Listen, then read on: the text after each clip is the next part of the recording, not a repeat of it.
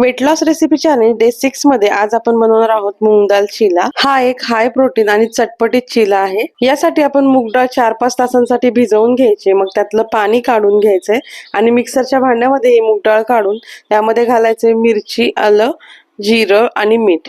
हे सगळं छान बारीक पाणी घालून वाटून घ्यायचं। हे पहा, हे असं बारीक वाटून घ्यायचंय आणि इतकंच पातळ असलं पाहिजे हे। आता यामध्ये घालायचं ओवा। ओवा ऑप्शनल आहे, तुम्हाला आवडत असेल तर तुम्ही घाला किंवा नाही घातला तरी चालेल। मग त्यामध्ये घालूया कांदा आणि कोथिंबीर। बारीक कापलेला कांदा घ्यायचा आहे। तुमच्या आवडीनुसार तुम्ही यामध्ये कोणत्याही प्रकारच्या भाज्या सुद्धा घालू शकता। आता यामध्ये आपण पनीरचं स्टफिंग करणार आहोत, तर मी पनीर मध्ये थोडेसे मिक्स हर्ब्स घातलेत। याऐवजी तुम्ही भाज्यांचं सुद्धा स्टफिंग करू शकता। पॅन गरम झालाय, पॅनला तूप लावून घेतलेलं आहे।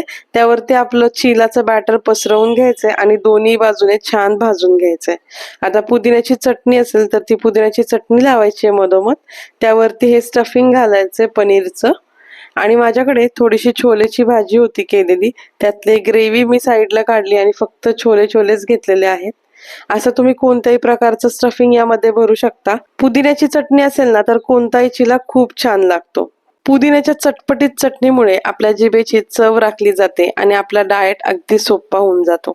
आणि त्याचबरोबर वेट लॉस साठी याचे बरेच फायदे सुद्धा आहेत।